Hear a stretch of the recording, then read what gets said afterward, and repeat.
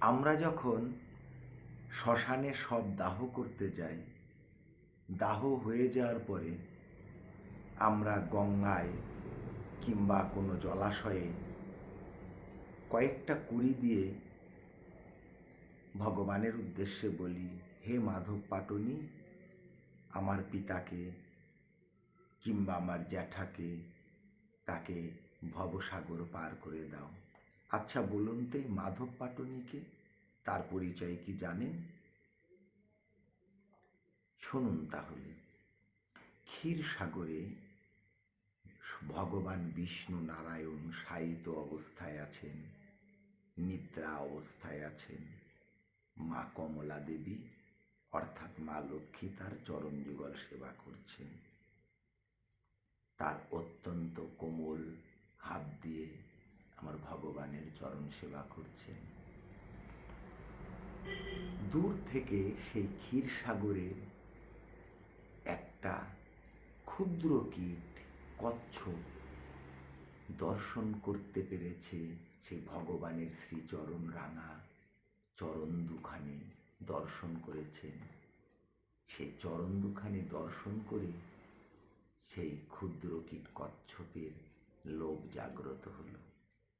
ক্রমে ক্রমে অনন্ত নাগের গা বেয়ে যখন ভগবানের চরণ যুগলের কাছে আসতে চলেছে, আসছে, মা লক্ষ্মী তো সদা সর্বদা জাগ্রত, চারিদিকে তীক্ষ্ণ নজর। সেই কচ্ছপকে দেখতে পেয়ে ছুঁড়ে ফেলে দিয়েছে।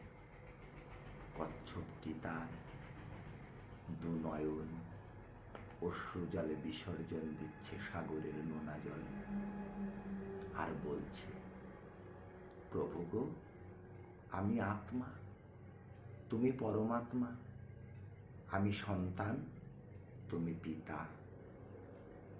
সন্তানের কি পিতার কাছে যাওয়ার কোনো অধিকার নেই? আমার ইচ্ছা কি কখনো পূর্ণ হবে না?